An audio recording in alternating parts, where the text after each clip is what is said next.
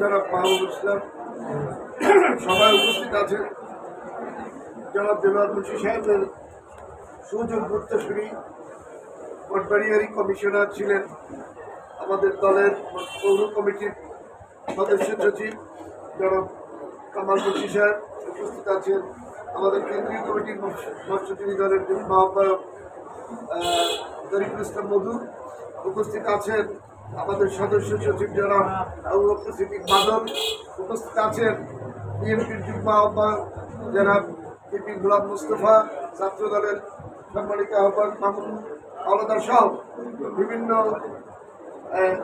Milton আছেন উপস্থিত আছেন, মৎস্যজীবী দলের সভাপতি সহ বিভিন্ন অঙ্গ সংগঠনের সম্মানিত ভাইরা, সবাইকে আমার সংগ্রামী সালাম ও সত্যি স্মৃতিচারণ ছাড়া আজকের আমরা তাকে আর আপনাদের কিছু কর্ম দেখাতে পারবো না, থেকে আপনাদের বুঝে নিতে হবে যে উনি আসলে কেমন লোক ছিলেন।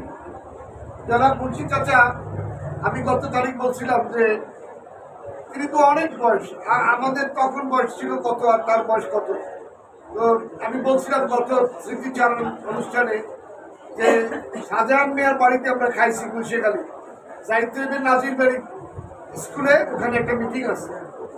বললাম চাচা আপনি হাইটে যেতে পারবেন? তো তুমি পারবা নাকি? এমন জোর ছিল, মানসিক জোর। তার ওই বয়সে তার 70-75 বছর বয়স হবে, ওই পোড়ার মধ্যে রোগ দিয়ে আমরা বিকেলবেলায় পানি দিয়ে হাঁটতে নাজির বাড়ি উঠছি। শুধু সেইটা নয়, আমরা ধরেন ছাত্র দলের কমিটি করতে যাবো, চাচা আজকে তো জামু ইয়াতে সাপলাজা কোথায়, আমি তো তাফাজ্জল মেঘ বাড়ি ওই স্কুলে, আমি সুন্দরে বাড়াই দিয়েছি। আমরা সুন্দরে চিন্তা করছি চুন্নুকে বা সুন্দরে বাড়াই দিয়েছি, তোমাকে ভাতে খাওয়াইবে। ঠিকই তো চুন্নু ভাই উপস্থিত, পরে জানলাম যে চুন্নু ভাই ওনার জামাই। কেসটা কি দেখেন যে আমাকে ভাত খাওয়ার লাগবে, সেইটা তার মাথায়, আমাকে মাথায় কিন্তু নেই, তারা এসে পাঠাইতেছে। যাই হোক চুন্নু ভাইয়ের বুঝে টুঝে আমার খাওয়া অল্পের মধ্যে 12টার মধ্যে শেষ। চুন্নু ভাইয়ের বুঝে টুঝে যে ভাই আমরা যাই, আপনারা যাবো এতে আবার হাইটে সাপ্লাদের দিয়ে পটবেরিয়া, কারণ রিক্সা চলতো কোনো মতে 8 টাকা লাগে।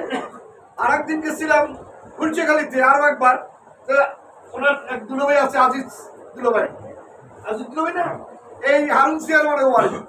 আমরা রঘুতলের কলেজ স্কুল মিটিং করলাম, মিটিং করিয়া আমাকে চাচা বলে নাই যে তোমরা এই ভাত খাবা।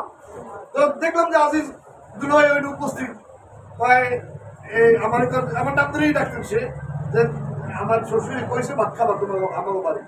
আমাকে এখানে 12টা বাজে, আমরা ভাত খাইতে আমাকে 2 ঘন্টা থাকা লাগে, কিন্তু আমরা তারা ছাড়াইতে পেরে আজিজ দুলোভাই আমাকে নিয়ে গেছে সেই বাড়িতে গিয়ে আমরা ভাত। এরকম স্নেহ করতে, যে কর্মী যাবে, কর্মীরা কোথায় খাবে সেই চিন্তা তার মধ্যে কাজ করতো। আমরা তো তখন অত আত্মীয় কোথায় কি অবস্থা এগুলো জানতাম না। সে আমাদের এমনি ভাবে লালন করছে, এই দলটাকে পালন করার জন্য আমাদের লালন করছে। এই দলের জন্য আজকের আমরা কি করি, আর তৎকালীন সময় তিনি কি করতেন, তৎকালীন সময় দলকে গঠন করার জন্য সে কাজ করতেন, আর আজকে আমরা দলকে ব্যবহার করে লুট করি। আমাদের দলের লুটেরাদের কোনো জায়গা হবে? আমরা লুটেরাদের জায়গা দেবো না, কারণ আমাদের পিছনে ছিলেন দেলোয়ার মুন্সি, তিনি লুট পোষতেন না। আমাদের পিছনে ছিলেন সোমেত মের্দা, লুট পোষে নাই, ট্যাগলে পয়সা, কিন্তু পকেট টাকা আলোর কিনে ট্যাগলে নিতেন দেলোয়ার মুন্সি। এই না সোমেত মের্দা, এই পয়সা কত লাগবে এনে এই নিয়ে রাস্তা খাইয়ে। আর অনেক সময় রসিকতাও করতেন যে এই বাড়িতে না খাইয়াও এই না আমাদের সোমেত মের্দা খাওয়াচ্ছেন। আরো অনেক সময় বাজে কথা বলতেন, এটা রসিকতা করে বলতেন। তো এই ছিল আমাদেরকে তাদের লালন করার প্রবৃত্তি। একদিন সামাদ সাহেব, জালাল চৌধুরী এরা আসবে মঠবাড়িয়াতে, আমাদের ওই ছোট্ট অনুষ্ঠান বলা হয়েছে যে সেইখানে তারা বিকালে আমাদের সাথে বক্তব্য রাখবেন, সামনে এরা নির্বাচন করবে ছাত্র দল মঠবাড়ি কলেজে। তোমরা আসছেন যে কি করা যায় সেটা আলাপ করার জন্য, কিন্তু আমরা দেরি করছি, আর মধ্যে দেখতে এরা আইয়ে গেছে। শাহজাদা উকিল, জালাল চৌধুরী এবং সামাদ সাহেব আইসে দেলোয়ার করে সামাদ তালা এবং দেলোয়ার মুন্সি তারা পূর্ব আত্মীয় হইত। হের মামবাড়ি এই বাড়ি আত্মীয় সেই সূত্রে তারা লজিক থেকে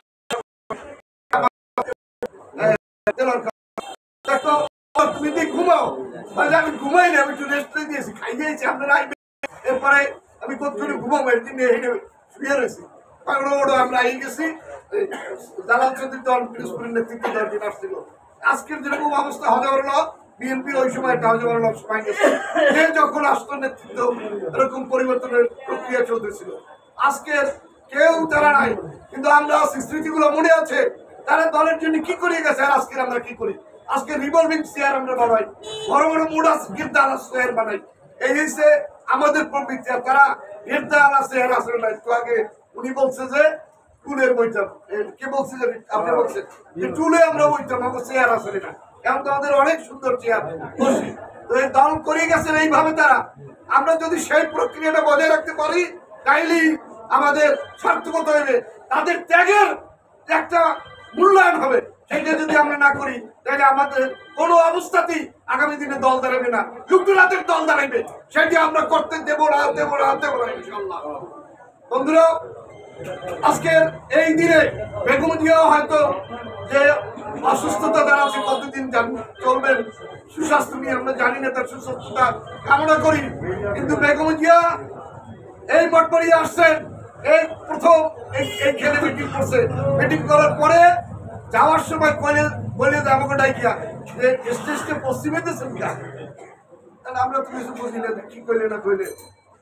যে পশ্চিমে দিলে আমরা ঠিকই রৌদ্রু আমাদের চোখে পড়ে না, কিন্তু যারা শ্রোতা তাদের চোখে রৌদ্রু পড়ে, যেতে আমাদেরকে দেখতে পারে না, চোখ মাথা নিচে দিয়ে বইতে।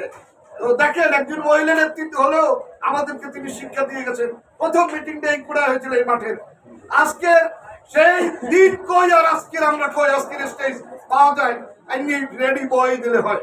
কিন্তু তারা সারাদিন ফরিদদের কথা মনে করে, শাহজাহান মাহমুদের কথা মনে করে, ইসুফ আকনের কথা মনে করে, সারাদিন রাত্র খাইটিয়া এই জায়গায় দেলোয়ার কাকু সহ আমরা রাইতে।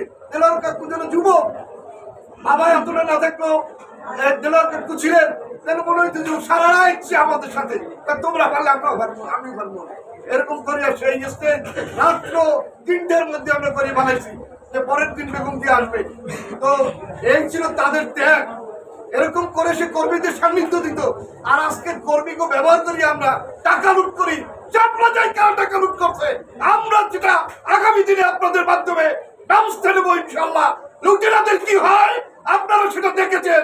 বেগম তারেক রহমানের উনি ছিলেন সেদিন মিটিং, এরা ছিল নেতৃবৃন্দ।